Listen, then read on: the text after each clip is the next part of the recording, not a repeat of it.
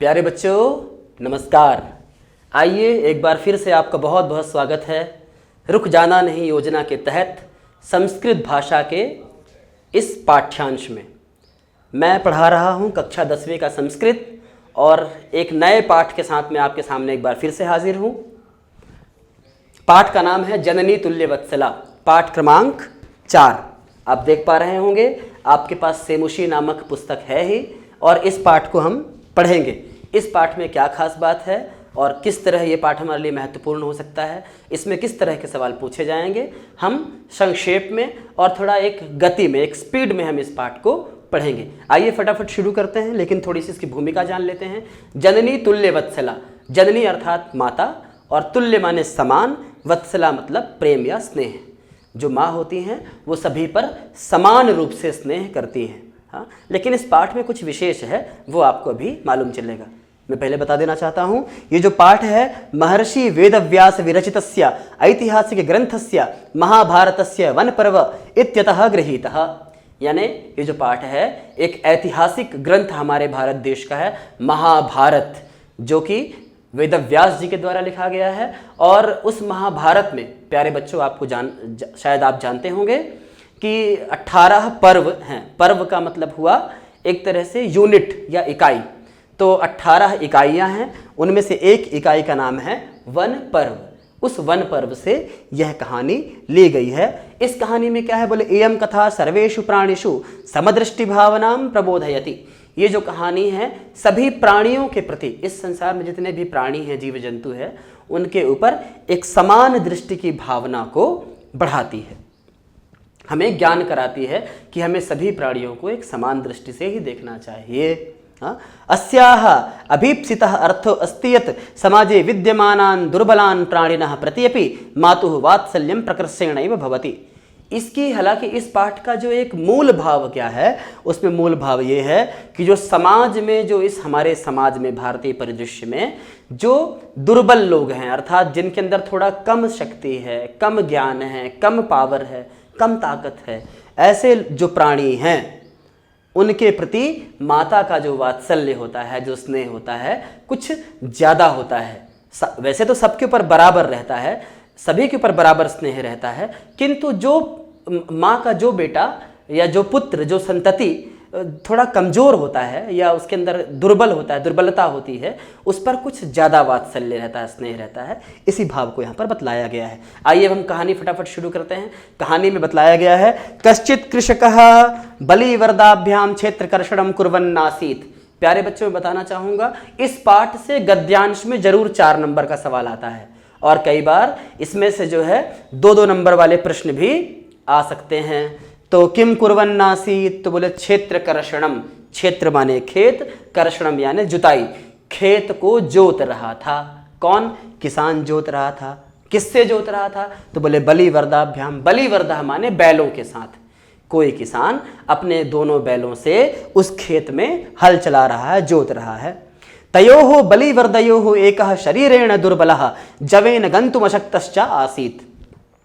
तयोः माने उन दोनों में, बलिवर्दयोः उन दोनों बैलों में, क्या?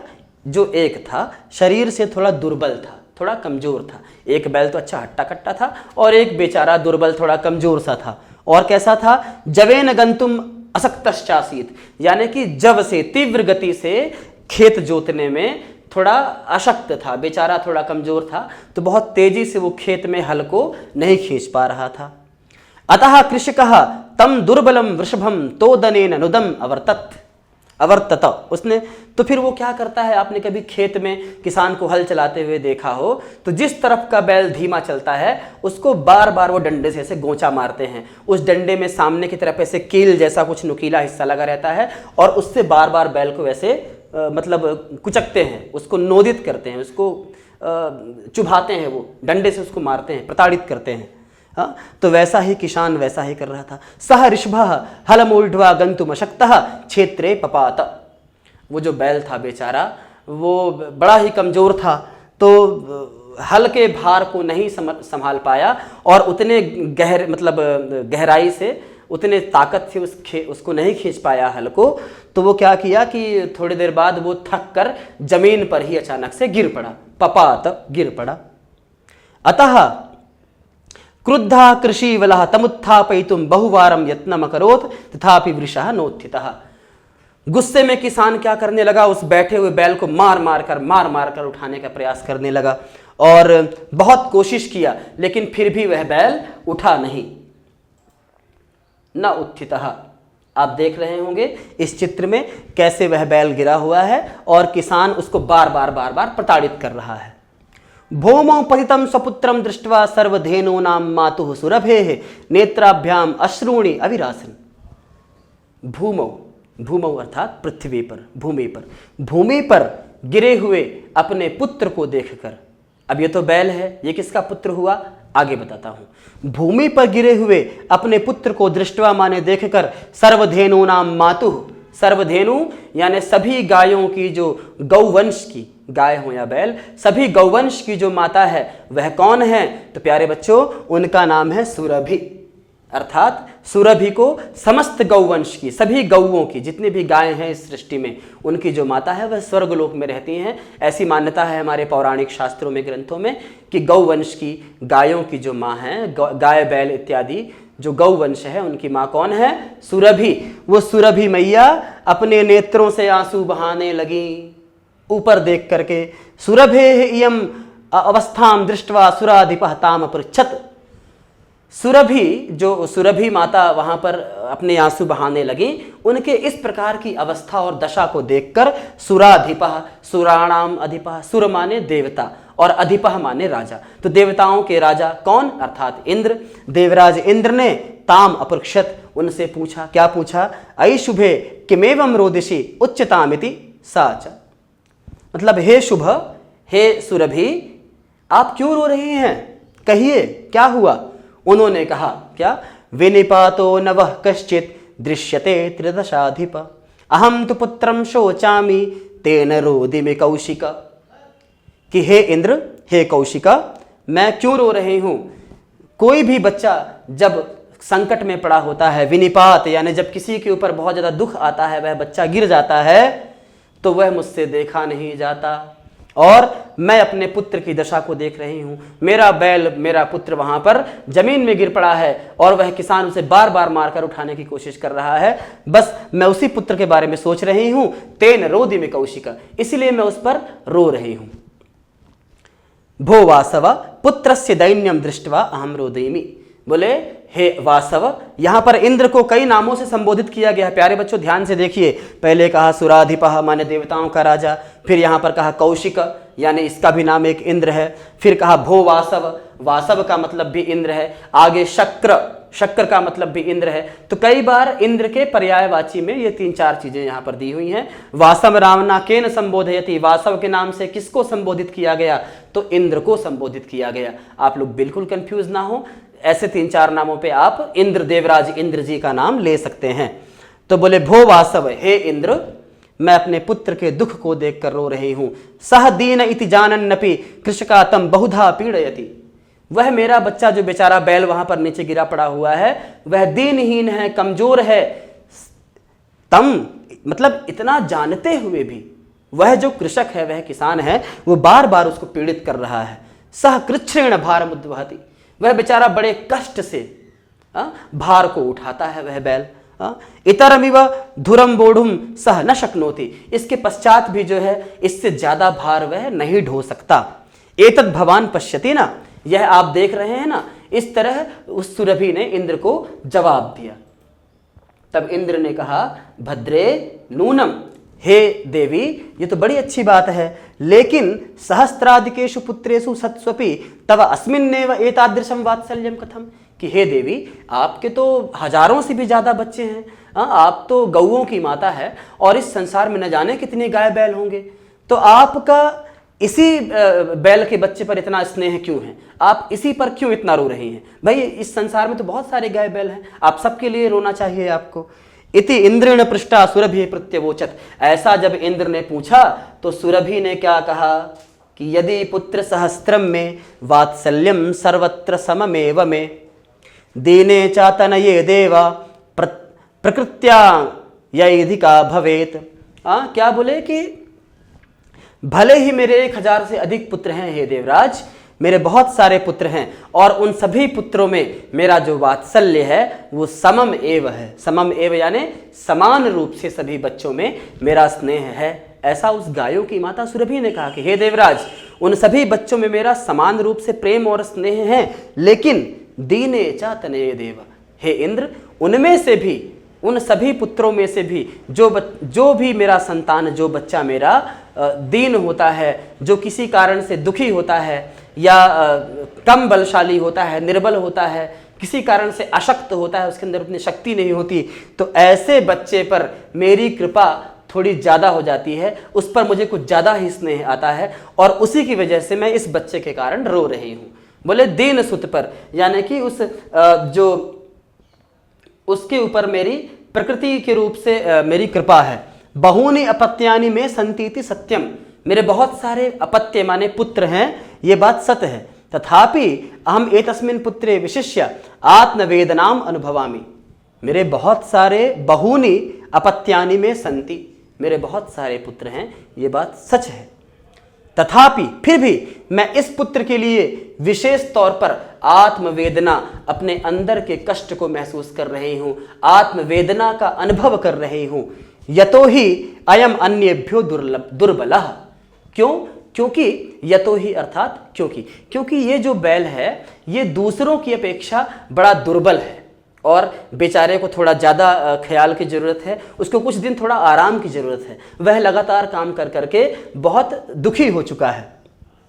सर्वेषु उपत्येषु जननी तुल्य वत्सला एव, सभी संतानों में जननी का जो वत्सल्य होता है, वात्सल्य का भाव, प्रेम का भाव होता है, उन सब में तुल्य होता है, माने समान रूप से एक जैसा होता है। किंतु जो दुर्बल सुत होता है, दुर्बल बच्चे पर माता की अधिक कृपा जो होती है वो सहज रूप से होती है। सुरभि वचनम श्रुत्वा भ्रसम विस्मितम आखंडलस्यापि हृदयम अद्रवत, जब सुरभि के ऐसे वचनों को आखंडल ने सुना, आखंडल माने पुनः इंद्र ने सुना। देखिए यहाँ पर एक नया नाम आपको मिल रहा है इंद्रदेव का, आखंडलः। आखंडलः अर्थात इंद्र ने जब सुरभि के इस तरह के वत्सल्य से भरे, वात्सल्य स्नेह प्रेम से भरे वचनों को जब सुना तो इंद्र का हृदय थोड़ा द्रवित हो गया, उनका भी हृदय थोड़ा पसीज गया, दुखी हो गया। और उन्होंने क्या कहा?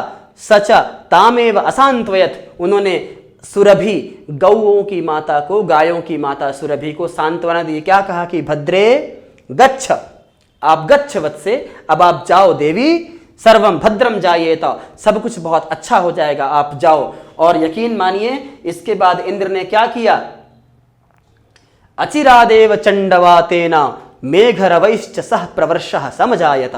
अचिरादेव माने बिना देरी किए, अचिरात बिल्कुल जल्दी ही, अचिरात जल्दी ही, शीघ्र ही उन्होंने क्या किया? चंडवातेन, बहुत तेज हवाएं चलने लगी।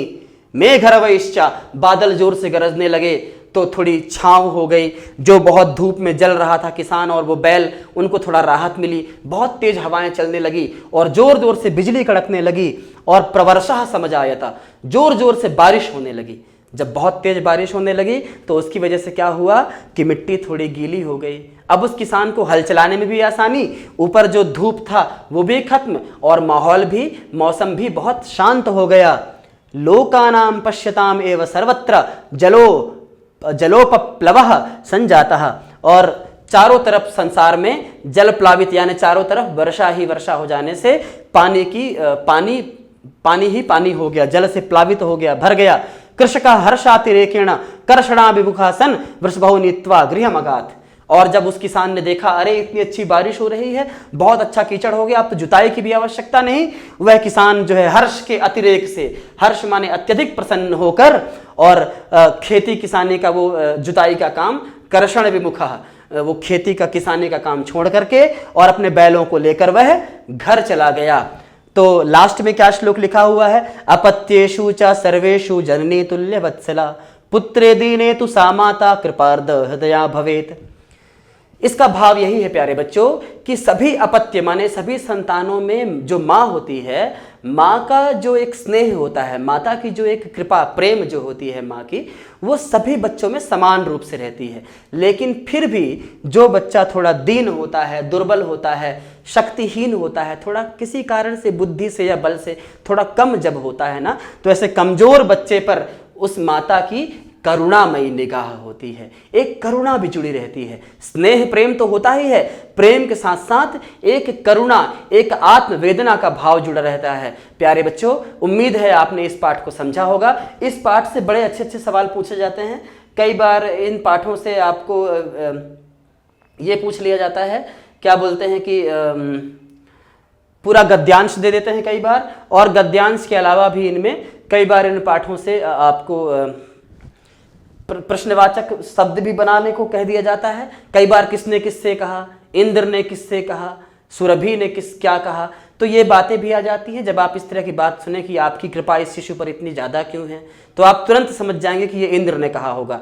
सुरभि ने रोकर कहा कि मैं अपने बच्चे को बहुत मानती हूँ और दीन पुत्र पर सदा माता का स्नेह रहता है, तो ये सुरभि ने कहा होगा। इस तरह के सवाल भी इस पाठ से पूछे जाते हैं। तो प्यारे बच्चों, उम्मीद है आपको यह पाठ समझ आया होगा, और कुछ भी अगर आपका सवाल है इस पाठ से जुड़ा हुआ तो आप ज़रूर पूछें, आप कमेंट करें, या फिर अगली कक्षा में हम ज़रूर उनके समाधान करेंगे। मैं उम्मीद करता हूं कि आपने इस पाठ को अच्छी तरह समझ लिया है, और अगली कक्षा में हम जल्द मिलेंगे। आप वीडियोस देखते रहें और अपने पाठ को करते रहें। बहुत बहुत धन्यवाद। नमस्कार।